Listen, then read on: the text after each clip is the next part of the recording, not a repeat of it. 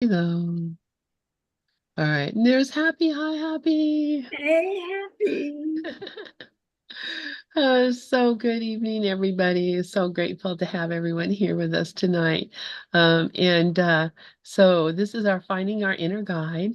And, we're always looking for, um, for whatever it is that is inspiring us, whatever it is that is bringing us joy or giving us um, uh, inspiration. And so, something we've been talking about quite a bit, several of us in the group have been reading this book, The Age of the Heart, by Sebastian Blacksley. And it is a channeled book. It is a book that he has several guides that he talks to Jesus, Mary Magdalene. I'm not sure who all else. Angels. There's all these people that talk to him, and he's a pretty remarkable fellow. And so I don't know. Has everybody heard of this book, The Age of the Heart? Um, okay. All right. Well, it's published. Glenn Hoverman published it he's part of the One Mind Foundation. So yeah, thank you, Dove, for holding that up. Um, and he is the Sebastian. It has received several like messages and books, and it's really really amazing the things that he's telling us. And so I'm the kind of person that I'm just like, well, how does this compare to what A Course in Miracles says? Because I perceive the Course in Miracles as a truth that is a standard. So, if it matches to the standard, or I can see it, fitting into the standard, then I'm going to say it's probably pretty much all right. Um, and there's some teachings that I've come upon that don't match the standard. And you can tell right away. This is not, A Course in Miracles. So but this is something different, and I'm gonna just go ahead and put it up on the screen, and I'm gonna read a little bit of it. Um, this is the fellow's name is Sebastian Blacksley. I was saying Blakeslee, but I think it is Blacksley. And uh, I'm just going to read about why he wrote this book, what this book is. And if you have any questions or anything, just, put your hand up, or, take your mic, shout out or whatever, because I may not see that. So this is a note from Sebastian concerning the timing of the age of the heart. He says, after receiving the messages presented in this work, it was pointed out to me that it is often said, he, hello, did somebody have something? Okay. All right. All right. So, okay. Anyway, after receiving the messages presented in this work, it was pointed out to me that it is often said herein that the age of the heart has already begun, but nowhere is it clearly stated when that significant shift took place. Therefore I asked that question. An angel responded to me in the presence of Jesus and Mary and a choir of uncountable angels. I was given the gift of experiencing the beauty and smile of the nameless angel, a smile full of love and appreciation for our interest in knowing more about how the new is being manifested. Angel told me that the age of the heart began not in one particular hour or day, but in one interval of time consisting of a period of 7 years, beginning December 2007 through December 2014, with a significant quantum leap in 2012. During that window of time, the portal of the new was open, and the flow of the energy of truth, as Angel called it, started to flow from the heart of Christ to the whole universe. Angel said that this energy of truth is flooding all of creation with a magnitude never before seen in history, and that it cannot be stopped. Additionally, Angel said that a new quantum leap is occurring from 2021 to 2033. After that period, we will see the new light more vividly than ever. In particular, an event of universal consciousness will take place in 2033, which is 9 years from now, a significant moment for all humanity, a universal event that all will see, including everyone and everything, regardless of the state of consciousness they have achieved at that moment. Even if someone denies the truth, they will see it anyway. Even babies ready to be born will witness it. Everyone will see it externally. Some will see it both externally and internally. Further, this universal event includes all planes of existence. So not only all human beings on earth at that moment will know of it, but also every single soul, mind in all dimensions. Angel said that the ancient predictions, including the Mayans and many others, were based on truth that brothers and sisters in those cultures received from heaven, and that all of them came from the voice of Christ. For example, Angel told me that when Maya culture spoke of the end of the world being in 2012, the original expression was that 2012 would be both the end, death of the old humanity and the birth of the new. In my own tradition, I note that Pope Francis, who is actually a friend of Sebastian, who he grew up with in is it Argentina? Pope Francis was elected on March 13th, 2013, reflecting a big transformation for the Catholic Church, part of a transmutation for all religious institutions.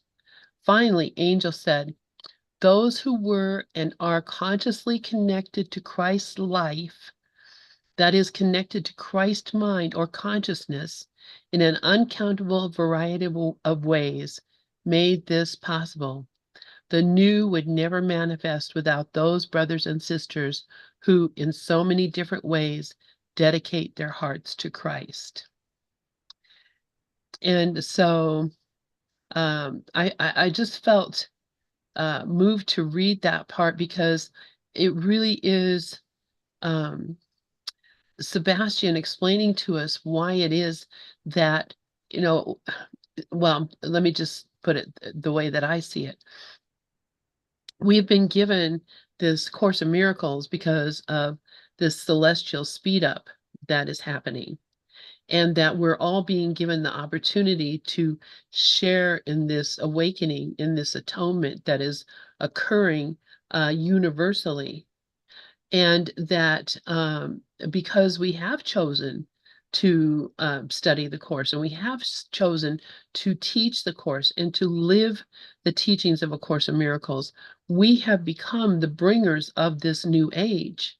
And so this new age, which seems to be like, you know, not real likely because of the uh, politics and the way that things have been going on in the world. This new age that Sebastian is talking about in this book is really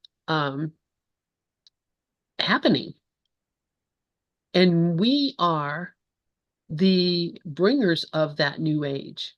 We are the ones who are opening the gates and bringing the good news to everyone and all beings. And he says it's everybody everywhere is being affected by this. And this, I think, is what Jesus meant by the celestial speed up. I think that we're a part of that celestial speed up. And so, some of us are looking, like I'm 71 years old. Okay. In 2033, I will be 80. Am I going to see, am I going to see this incredible happening? I'm thinking probably so. I'm thinking probably every single person in this group is going to be there to see that because we're all here now to see it, and it's all happening at this same time. So I don't know. That's kind of what I think about it, and I don't know if anybody else has any thoughts or anything that they'd like to share if they've looked at the book or Dub. Yeah. All right, I'll share a little on this because let me first say that I got the book when it first was announced way back, I don't know, 3 months ago, 4 months ago. And I've hardly looked at the book. To be honest, the book doesn't speak to me. It just doesn't speak to me. Um, but I'll tell you what does speak to me. Last week, Sebastian came to the group. We meet every Monday at 8:30 Eastern Time, and that just follows our Amy Anderson meeting on forgiveness from 7 to 8 here at Gather. So I don't go to all the meetings. Last night, Corinne was the fearless leader. Corinne, we all kind of know Corinne because she comes here almost every other week or so. Corinne was the reader, and she was a fabulous reader. But experiencing Sebastian last week when he came to answer questions, I must admit, he answered questions in such a way that it was very believable that the Christ or Holy Spirit is speaking through him to us. Because the questions that were asked, and I think Myrna was one of the people that asked one of the famous questions, why do I have to wait until 2033? And I got to admit this, that's my question too, because if you're doing the course is not talking about the future at all. The course is only talking about the present. That's why, in a way, it doesn't really speak to me, but Sebastian does speak to me. And when Lynn was saying that she feels that the age of the heart is in line and the same level as the course, I was looking at. I'll tell you which book I think is in line with the course. Some of you, of course, know of it, and some of you may not know of it. Is NTI. I see NTI as at the same level as the course. I really do. I was there when it was coming through Regina, and I used to teach NTI, and how the New Testament now speaks just like Jesus speaks. So that's those are my thoughts, good or bad, right or wrong. That's my feeling. Thank you, Dove. Yeah. John, Sunday, please go ahead. Uh, I don't um, have to say your last name because Glorian always does. John Sunday. it's so lovely to be here. And I gotta say something to what Dove just said because like it kind of speaks to the 2033 thing. Well, when you first came on, Lynn, you actually owned the fact that you're really as a result of your ACIM work, you're a happy camper. Like your life has changed, you know. So that's the present part. And I mean, can we own that? Can I milk that one? I could be satisfied, oh my God, I'm happy now. Oh, and that's really what I get, from Sebastian in the sense. And as soon as you mentioned that book, I ordered it the next day. And I did get, that it's a heart-centered book. I don't compare it to any other book. I just compare it to itself as it speaks to me, to my heart. And that at the end of the day, ACIM is very intellectually based, and so when you come to heart speaking stuff, that's it, but it clears the way to get into your heart. That's the whole thing. It clears the way and allows you to be happy without realizing what the heck is going on. So like it's all a grist for the mill. So I just want to say, like, yeah, 2033. Yeah, you'll be 81. Oh my God, because you're a really happy person now. And look, like you're spreading that joy now with and telling other people about it. I noticed today how happy I was. I felt it, and I reported it, in my voice and stuff like that. Just being a happy camper is a good, really happy is an experience. That's it. Thank you, John. Yeah, yeah, yeah. Yeah, it's so true. And just to both of the point your points, I don't think that the age of the heart is so much it's not it doesn't have the same, it's not the same as A Course in Miracles, because A Course in Miracles is about how to become that happy person, to attain that internal joy through the practices and the dropping away of judgment and the development of trust and love. The Age of the Heart is more of a book of now that you've grown up, now that you have done all this work and you've gone to high school and college, maybe you're graduating, now here's what you need to do from now on. The book is more of a um like that we are the shepherds of the new age, and that it's through the heart that we're bringing about this new age where, in my opinion, this is my thought, is that it's bringing us to the place where we can see the real world, where and the age of the heart is actually the age of the real world, where there is no conflict and there is no suffering and there is no pain and there is no sickness, and there's, all the things that come about when we stop the when we stop living through the brain, the mind, the thinking, the base human, and begin living through the heart, the soul, the the spirit that we are. And so, it's a challenge really to me. When I started reading, I'm like, oh, he's telling me that the time has come now to bring about this age of joy. And so, it's not for me to now sit around still commiserate about, my childhood trauma and, what happened to me before and how now is the time to stop thinking about all that horse shit and turn around and start looking at the reality of, we're here to bring about the new world, the real world. And and that's what I think that the Age of the Heart is. It's more of a manual for now. Now we're grown up folks. Let's move forward. And Michaela, please go ahead. I don't have the book, but you're inspiring me and Dove to get it.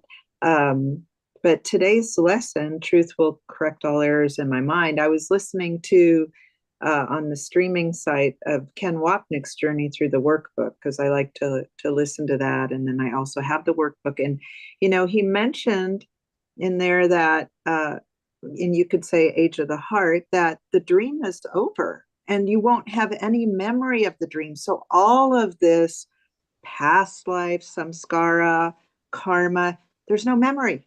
It's wiped out. So I just thought I'd mention that towards what you were saying, Lynn. Thank you. Thank you, Michaela. Yes, and today's lesson is absolutely perfect like that, because it's saying, the world that we thought was here is it's not. The truth has come. Now is the time. And I guess that's why I get so excited. I love it when I'm being told now is the time. The Age of the Heart is here, and you got 9 years to bring about this shift in everything. And of course, we're doing it because we're doing it. And the fact that they put dates in there, I think is kind of funny, but because time is not real. But I also get that that's what they're thinking. Sharon has her hand up, and then Michaela, and then Brooklyn. Sharon, please go ahead. I was thinking what Doug was saying about NCI being so much like the Course, and I agree with him 100% that it almost seems like the voice that came through Regina seemed to be the same voice, except that we have to look at the minds that it came through. When you look at Helen, she was probably, it's scholarly or intellectual. She really loved being an intellectual. And Regina's book, for me anyway, in the beginning, was so much simpler than the Course. But there's nothing like A Course in Miracles when it comes to those lessons. That is a book that is so genius when I see how the unwinding of these lessons slowly is unwinding the mind. And then what McKelly had shared is what I have often said. If it's already over and there's no past, and this was a tiny mad idea, and the big bang is when we woke up, then I don't know about, I think that Sebastian's book could probably say, because it does look like there's something going on here.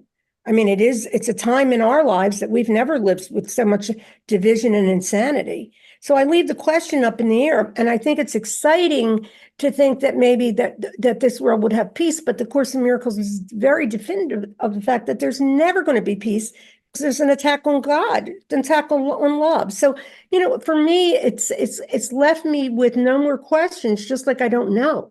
I really don't know. Like I feel like and there's another book that I love, and that's Brent Haskell's book. Dove introduced me to them, and they're like so experiential. Like if you read just one page of that book of Brent's books, you just are. There's not a lot that his mind came where, and that's something that I'm so glad that I got those books like 18 years ago. They're just easier to read, and it was interesting because I could always read Brent's book and go right into peace, where the Course, the ego had a harder time with, But I still think the way McCallie says that it's over, nothing happened. We are in the mind. So let's just say that, we're all blessed anyway to just be here, to be in this process. It's like, and let me tell you, last night I wouldn't have thought I was so blessed because the ego was really, really harsh last night and I was believing it, blah, blah, blah. But when I come out of it, I almost feel like when you go through those times, it's actually what Jesus says in the Course. Your greatest retreats are your greatest advances. When we are in pain and all this other stuff that goes on, that's really for us. But of course, the ego just screams. Anyway, I love what you shared, Lynn, and everybody else. Thanks. Thank you, Sharon. I have another part of the book that I thought might be interesting based on what you were just saying, but I'm going to let McKaylee, then Brooklyn, and Dove, let's hear what you guys have to say. Thank you. Well, it's interesting that it uses the numbers 3-3 because, my past is I studied numerology. I've studied so many things. I'm been called a lifelong student probably, but the number 3 is the number of change. So I just thought that was kind of interesting. But Ken said, somebody asked him like, are you awake? And he just said, I know I'm dreaming. And so I think it's important within this dream to know that you are the dreamer of the dream. That is so important because that is the stepping out, being the observer and being able to look at it. That is what is so important. And I did today, Lynn, I had that experience. I actually, I had to get my annual eyes exam because you probably do that too, where they dilate your eyes. So after it was done, they gave me these blinders that I grew up with horses, and they look like horse blinders that you wear under your glasses, and they cover you all the way to your temples, so no sunlight can reach you, and it's kind of hard to see. And I got a phone call at that moment, and it was from my vacuum cleaner guy, and he said that he had the vacuum came in that deep cleans, the pet filter that I was telling you about, so that you can take it deeper. And he said, he'll give it to me at half off, but there's a long list of people.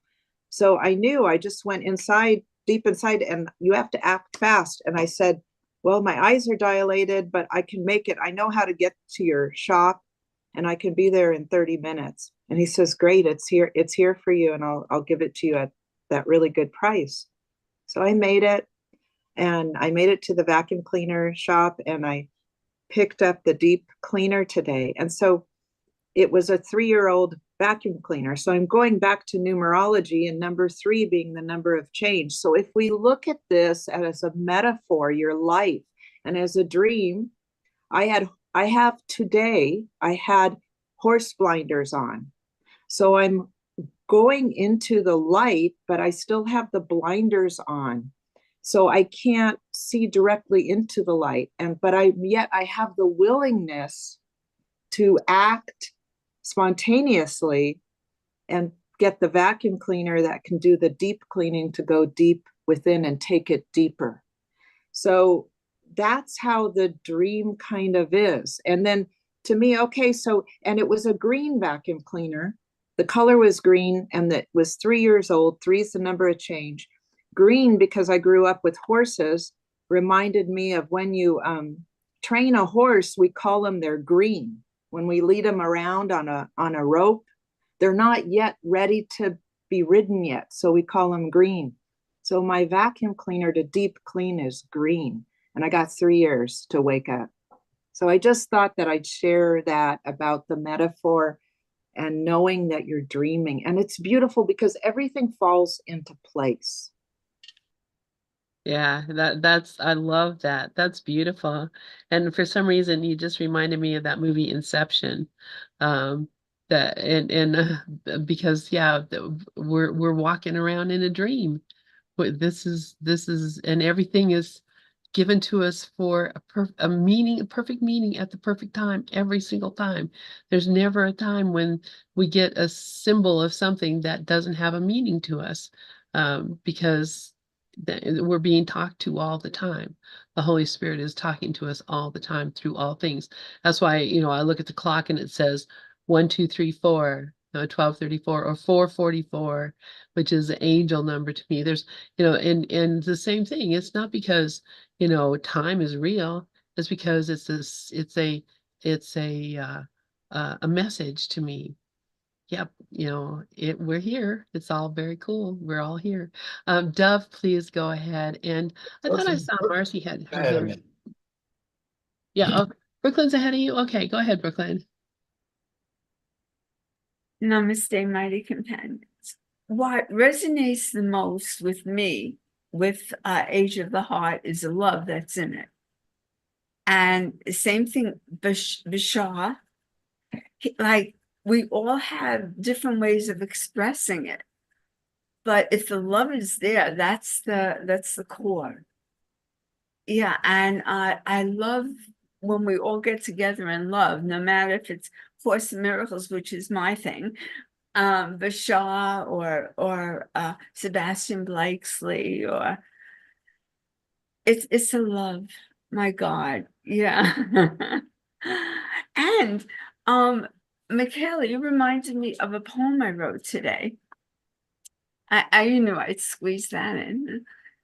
I call it Arms of Grace. As to remember, I forget. Vision beyond blocks to self. Good girl, let it come to now without doubt. The cleanse is strong in sight together. Fear's contractions are watched. Time's eruptions, not now. Feelings are felt, but do not entwine. Look with joy, another weight, another spot shared in strength. Each stretch expands in trust of love. No stories needed in Grace's arms. You said cleanse. Beautiful. Thank you. Thank you. Thank you. So lovely. Thank you, Brooklyn. I'm so grateful when I could see. Yeah. Gorgeous. Dove, please go ahead. Okay, yeah, thank you, poem, Brooklyn.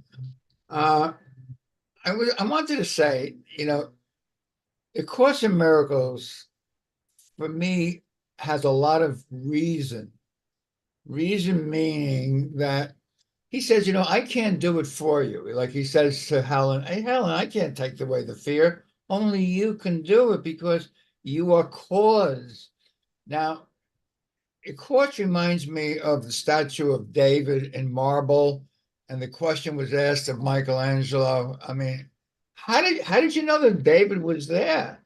He said, I didn't know. I just kept chipping away and David appeared. Now, the course is about removing the blocks to our awareness, and only I can do it. Jesus said, I can't do it. He said, God can't do it for you. Only you can do it because you did it to yourself. Now you can undo it. For me, the idea that all of a sudden in 2033, there's going to be magic. Everyone's going to be seeing this. That's, that's why I don't see it, the same way. Again, to hear, and by the way, you can hear Sebastian because there is uh,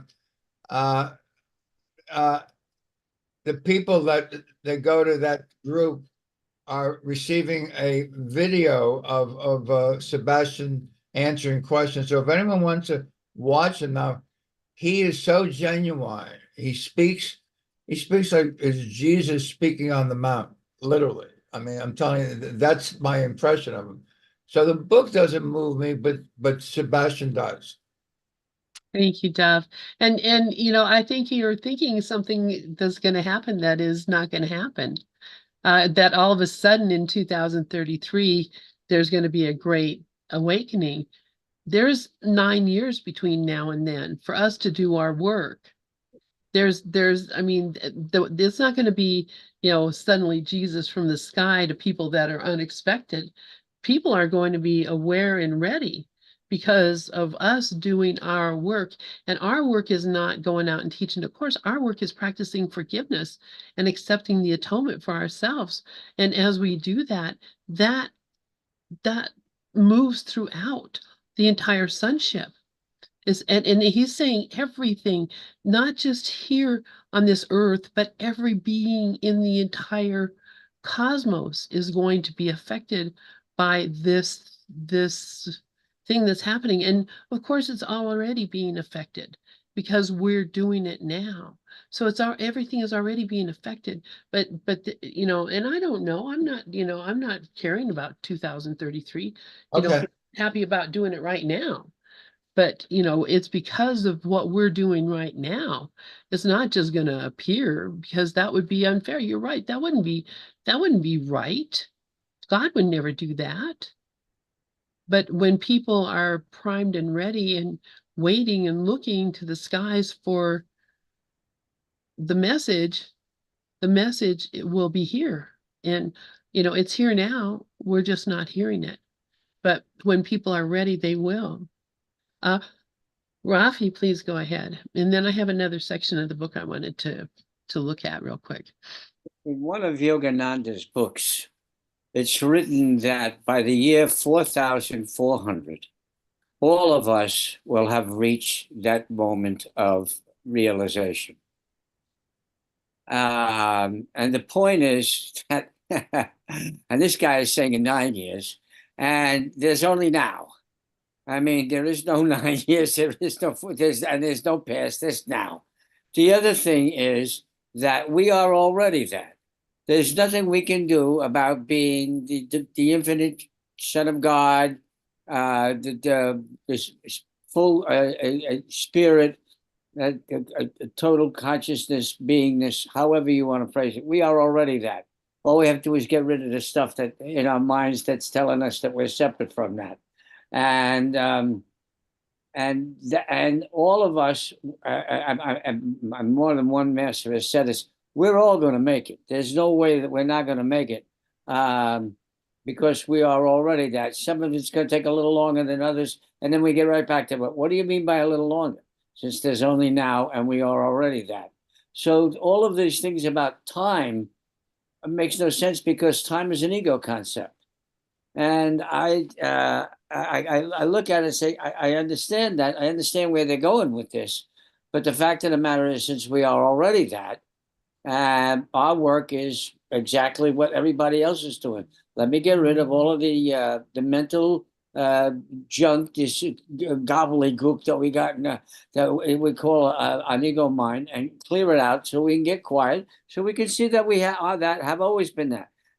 We can't be separate from it. Separate is an ego concept. That's all. I just wanted to share that. Thank you, Rafi.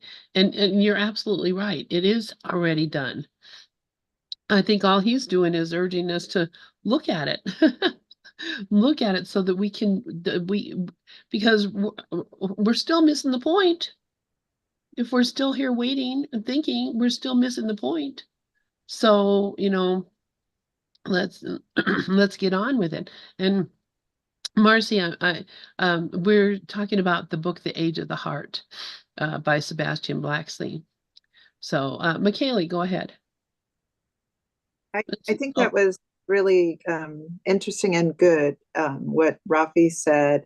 And I really like and I agree with what he said. I just want to tell you that towards, saying 2033, that's the message that he got.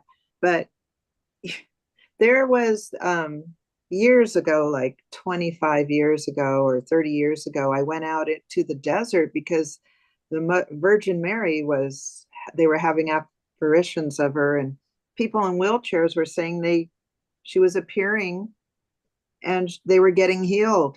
And so I went with a friend of mine out there, and we stayed all day, and she was supposed to appear and she never appeared. So, time isn't real anyway. So I'm just saying that they could say 2033, but it doesn't mean it's right now. So. Right. Exactly. You're right, McKaylee. And for me it is because I've already been told this is what you're here for. So I don't have to be convinced. Myrna, please go ahead.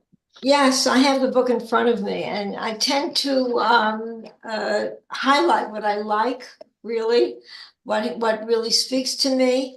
And on page 90, chapter 3, The Fullness of Love. Healing is the gold of the age of the heart. Everything that serves the healing of pain will finally be brought to bear. The heart is the source of being and therefore of love. Since love is the source of all healing, it is necessary for creation to immerse itself in a time in which being is the center of its life and expression. That is what this era is all about. If you connect the dots, you can see that this statement is directly related to what has been said above about the direct relationship with God, being one with God because God alone is. Thus, when we speak of a direct relationship, we are speaking of the full consciousness recognition of your being. Doesn't it say it all? Isn't that what it is? I think this is when we'll all recognize that we are connected to God. I mean, this is what our whole purpose is, to connect with God. And this will be brought to fruition at that point. And that's happening now. It's happening now.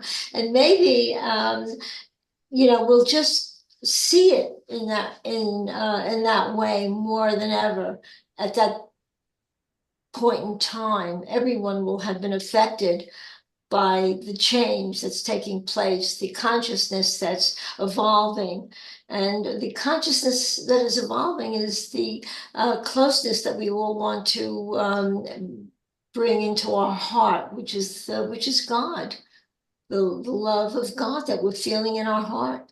And therefore, when we're feeling the love of God, we're also feeling it for each other. That's what I get from this. Yeah, thank you, Myrna. I was looking for where you were reading from. And of course, it's page 90, number chapter. What chapter? 3, page 90, chapter 3, The Fullness of Love. Okay, yeah, yeah. So yeah. So this is, I must have highlighted it for because it spoke to me. It really did. Recognizing that we're all going towards what we want to achieve, the love that we're feeling that's connected to God. And that is probably the time that we'll feel it the most. Yeah, I agree. Marcy, go ahead. And I was going to read from this section where he's talking about time and why what is happening and why now. Marcy, please go ahead. Okay, yeah, I don't know where my picture is. Am I supposed to show up or no? I see you. Oh, okay, I don't see me. I don't care. Um, so I came in late. I don't know. Well, I'll read through the Sebastian Blakesley. That's what you're reading? Yes. Okay, so I'm kind of annoying in how I nitpick, but I am following the Course in Miracles as I've been taught. And consciousness is the first split. That's a line in the Course. Consciousness is the first split. So consciousness is separation. I'm thinking. I might be wrong. And anything we talk about that has dates on it or this or that is also separation. So the only way home is to not have a self or separation. I mean, that's just my purest brain going, this is what how I've studied it. And I'm not saying I'm right or wrong. It's just hard. It's hard for me to take in all the information because it's hard enough. It's hard enough with the way my brain's functioning, but somehow I can remember lines from the Course or look them up easily enough. And that's not what it's talking about. Right. So yeah, A Course in Miracles is pretty clear that there is no time. And Right. there is no space and there is no world.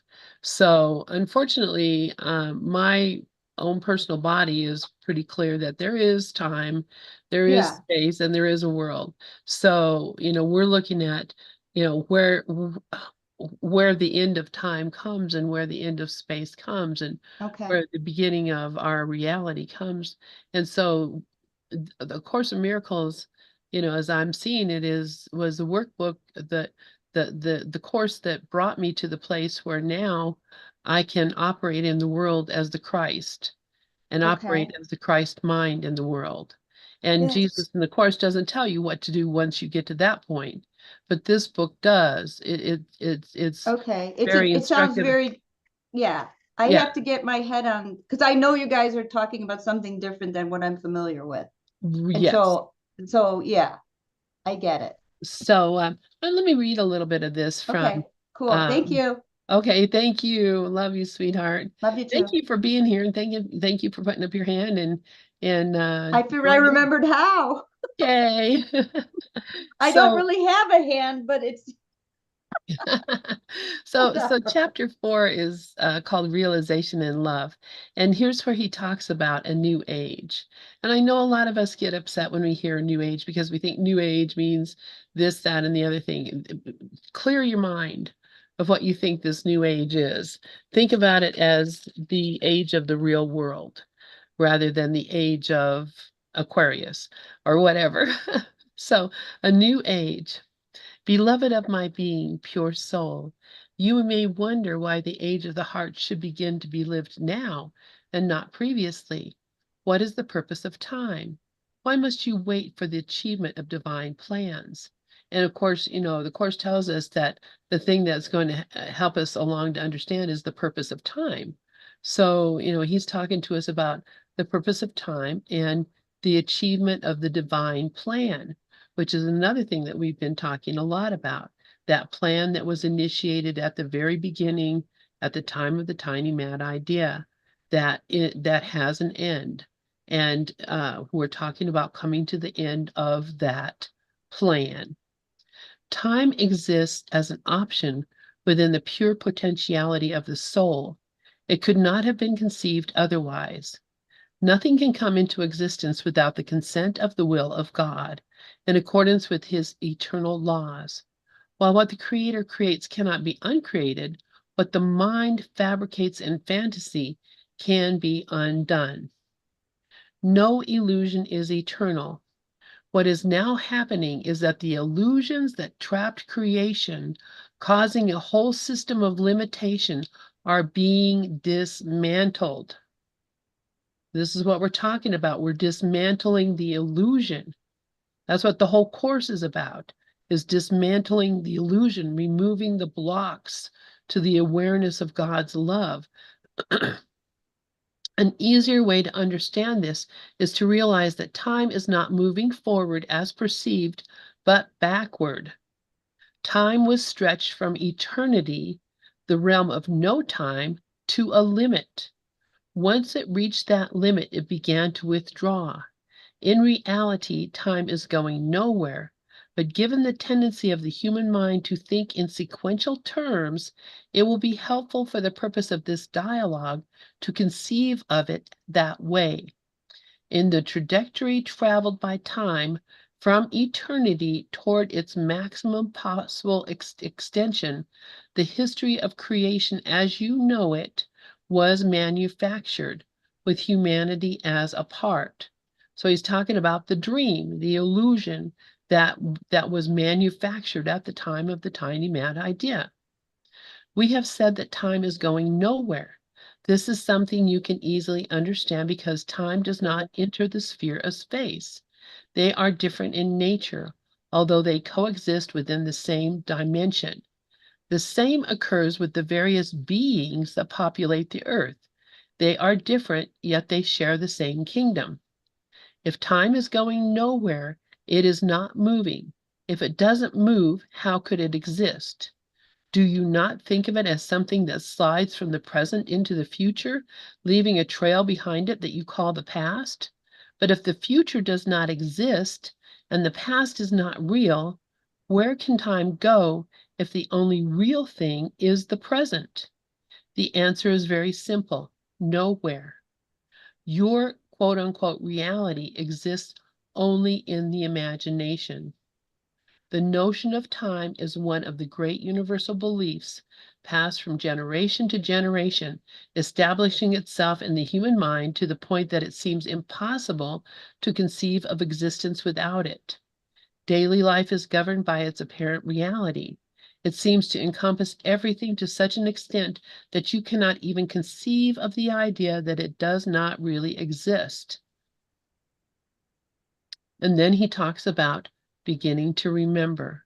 So once we come to realize that time is not real, it doesn't exist, it never has been, and that we are not going from the center outward, we are returning from the extension of that tiny mad idea. We're returning from that to back to the beginning, where there was no time and no space, and we were only one with God. And as we're doing that, we're releasing the blocks, the things that we have thought were real, letting them go, and returning back to our home. Brooklyn, please go ahead. This reminds me of the Course. It talks at different levels, like the Course. Mm-hmm. We talk about the ego, but there's no ego. We talk about time, but there's no time. It's different, just different ways of looking, you know? It's like the Course. And we're talking about time comes to an end because it never existed in the first place. Exactly. And I think the Course says time goes back. We're looking at it backwards. Yes. Yeah, yeah. Yeah, it just goes different levels, different ways of looking. Yeah. Like the Course. So as he's saying here, and I see Sandy has her hand up also, we're returning to the Father's house. We're returning home. We're retracing our steps backwards to the starting point. And that reminds me of that song, The Scientist, by Coldplay. That whole video is all about that. Cindy, please go ahead. So this reminds me of Rupert Spira when he explained the phenomenon of time. It's not linear. He said it actually comes from eternity and he kind of struggled in explaining it, but it's actually more like droplets coming from eternity. Anyway, that's what I remember him saying. So it just reminded me of that, maybe. Anyway, I just thought I'd throw that in. Thank you, Cindy. Dove, please go ahead. Okay, I just want to say that this selection that you're reading from talks to me the same as the course. You know, like I said earlier, NTI is in like the same level as the course. This selection, which maybe I never, I never really read the book. If you know Dov, I say I don't really read books at all. But this selection definitely speaks the same as the course. Yeah, thank you, Deb. Yeah, and if you read the book, you would be like chiming along with me that now it makes perfect sense. It makes perfect sense. I was, you know, okay, we got all this stuff, we got all this, we've come to this place of accepting the atonement and letting go of the ego and letting go of the world. And how do we live then? What is and we still have a function here. And so this book really talks to our function in bringing about this age where it's not just that all the sonship will see and hear and know the truth and reality of what we are, which is, I mean, the end of time. So it's really talking about, bringing, because at the end of this is basically the end. We come into the real world, and there is no more judgment, no more fear. It's only the peace of heaven, and then from that, you know, God takes the final step.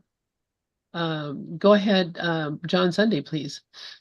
So I think, what you just said is right, about the real world. But to me, it's all real.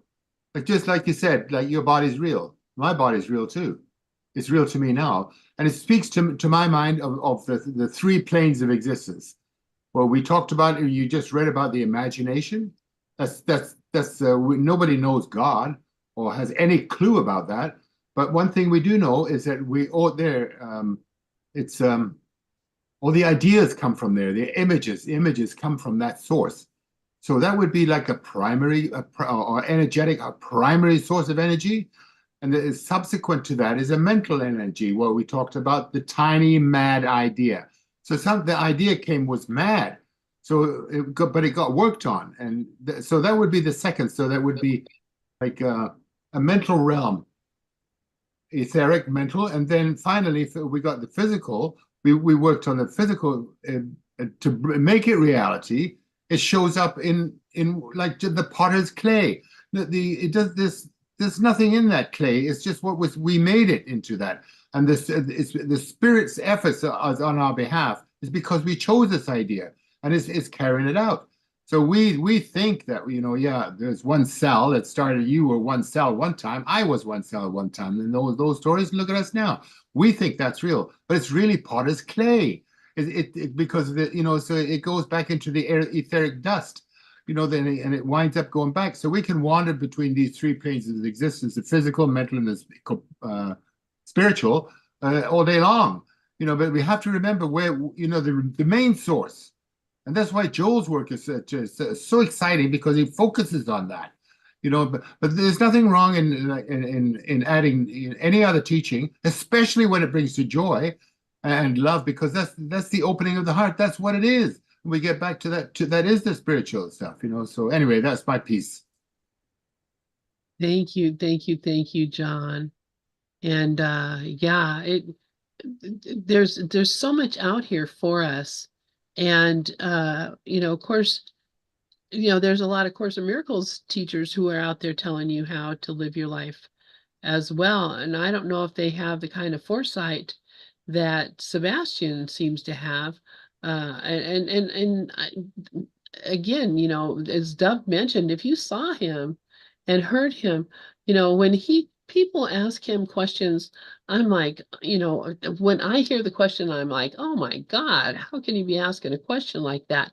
But he doesn't. This is how I know I'm not enlightened.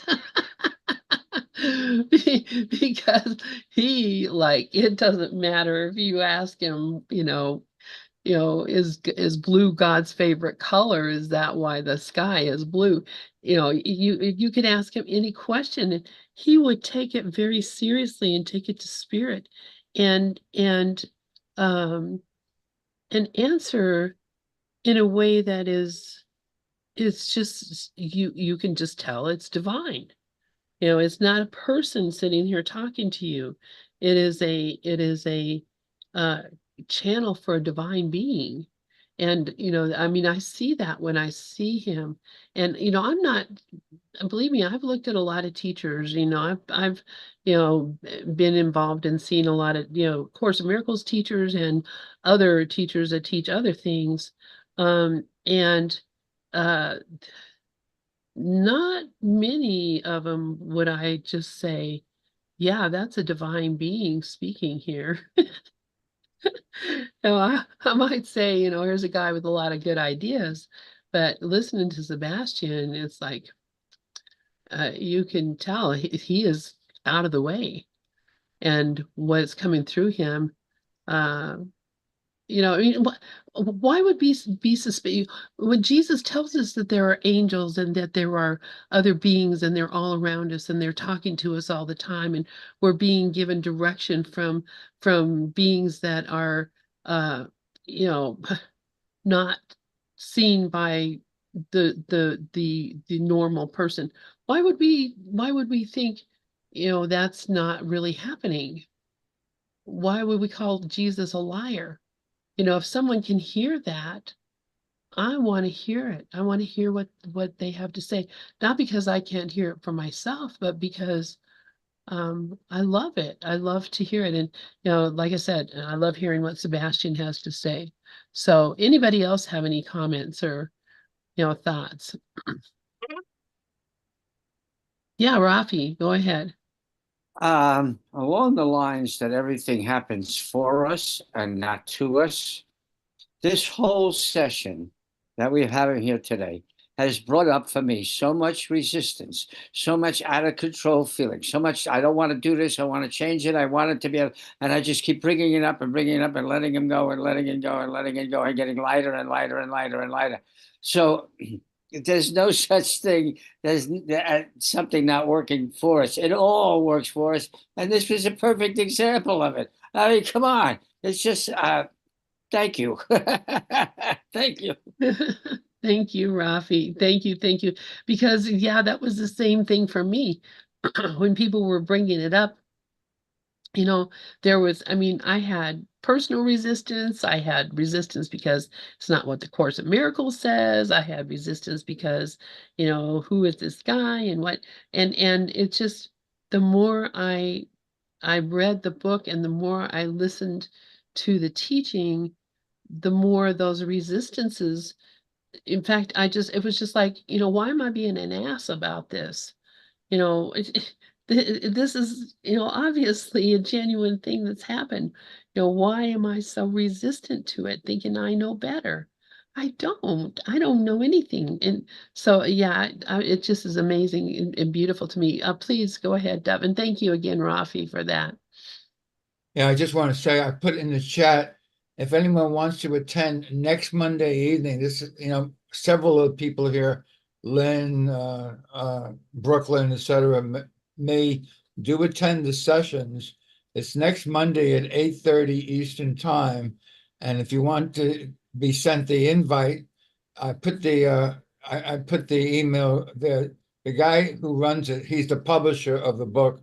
His name is Glenn Hoverman, but it's Glenn at takeheartpublications.org. Now, Take Heart is also the publisher of A Course of Love. Most of you do know A Course of Love.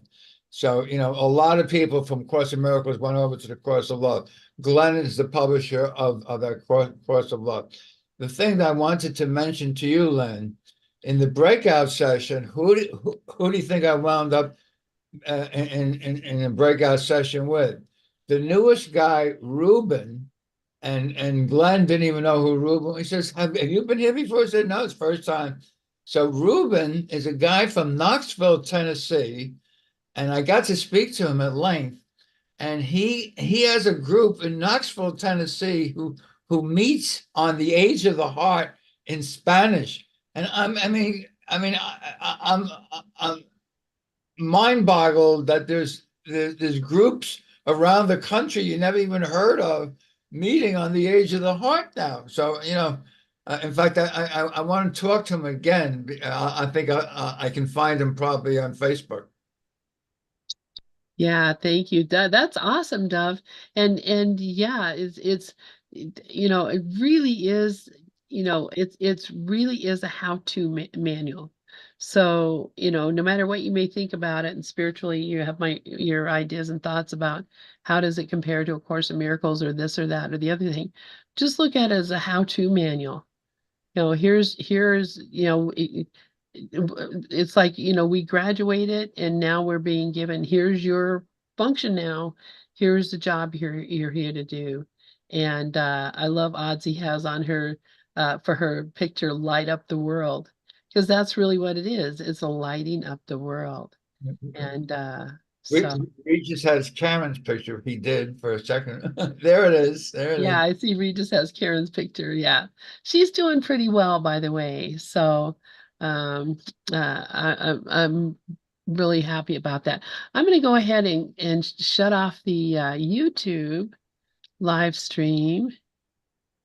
And Elizabeth says, if it points to truth, it can be helpful, given the purpose and a mutual respect. How each understanding may seem different, the underlying message is the jewel, at least for me. Thank you, thank you, thank So you. love, yeah.